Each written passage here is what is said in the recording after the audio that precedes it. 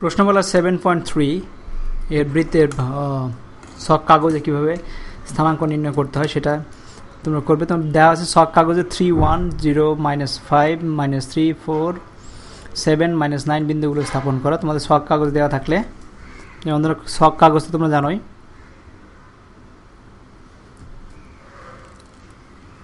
ছক কাগজ দেওয়া থাকলে ছক কাগজে সেই পয়েন্টগুলোকে স্থাপন করে নিবা। আর ছক কাগজে এই বিন্দু তিনটি স্থাপন করে দেখা হবে বিন্দু তিনটি একই সরলরেখা উপস্থিত। এখানে ছক কাগজে বিন্দু তিনটি স্থাপন করবা, করার পরে স্কেল দিয়ে তিনটা বিন্দুকে যোগ করে দিবা, দিলে দেখবা যে একটা সরলরেখা তৈরি হয়ে গেছে। সেটাই প্রমাণ করবে যে এটা সরলরেখা, একটা সরলরেখা উপস্থিত। আর যদি সরলরেখা তৈরি না হয় তাহলে বলতে হবে যে এটা সরলরেখা অবস্থিত না। 3 নম্বর দেখো 4 -7 আর -1 5 বিন্দু দ্বয়ের মধ্যকার দূরত্ব নির্ণয় করা। তো দূরত্ব নির্ণয়ের ফর্মুলা হচ্ছে d = √x2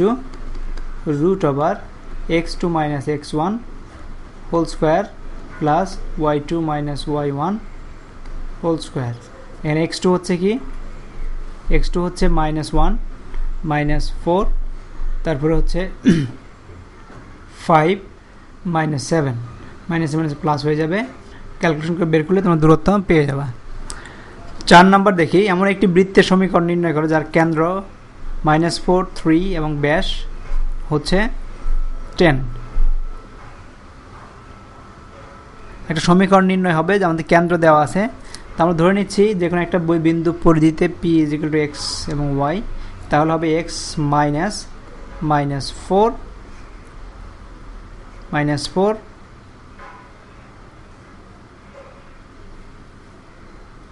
whole square plus x -3 whole square = 10 square. এখন এই সমীকরণ বের করলেই, সিম্পলিফাই করলে তোমরা সমীকরণটি পেয়ে যাবে। তো 5 নম্বর বলছে নিচের সমীকরণগুলো লেখচিত্র অঙ্কন করো। আমরা একের উদাহরণ দেখেছি কেমন করতে হয়। y = 7, তার মানে y সবসময় 7 থাকবে। x এর যে কোনো মান নিয়ে তোমরা একটা রেখা তৈরি করতে পারো। ঠিক একই রকম এটাও, এগুলো x = 3 - 4y লেখা আছে। y এর যে কোনো মানের জন্য তোমরা x এর ভ্যালু পাবা, সেই স্থানাঙ্কগুলোকে গ্রাফ পেপারে রিপ্রেজেন্ট করবা, প্রতিস্থাপন করবা। এগুলোতে 3x - 5y - 16 = 0। এখানে x এর মান বা y এর মান বের করে নেবা।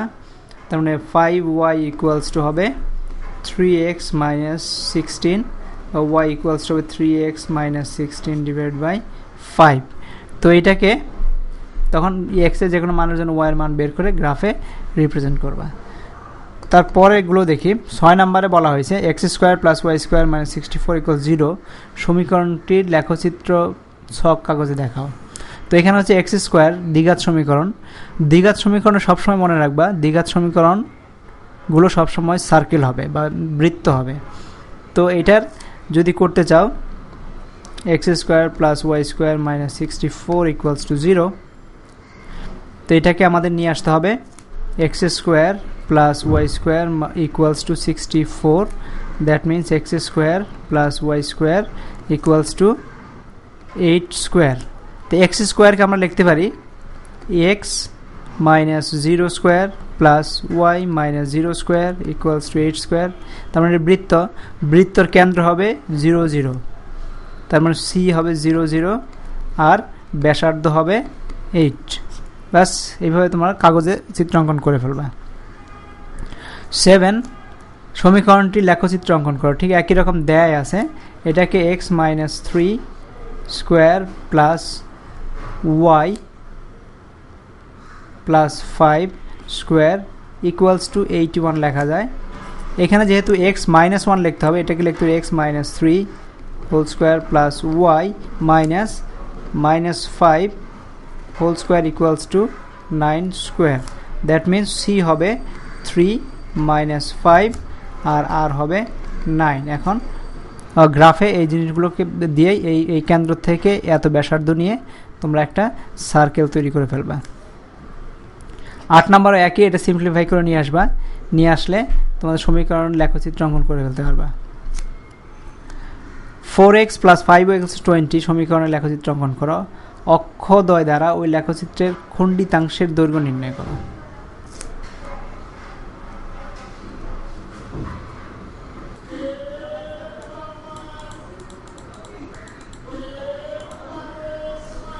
তো আমাদের দেখেন 4x plus 5y equals to 20 সমীকরণ। এখানে y equals to 20 minus 4x divide by 5 হয়ে যাবে। এখানে 4x লিখতে পারি 4, মুছে নেই,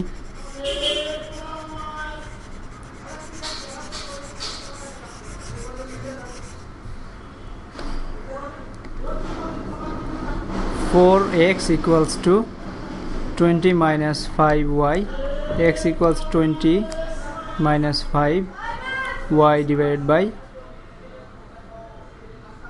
4.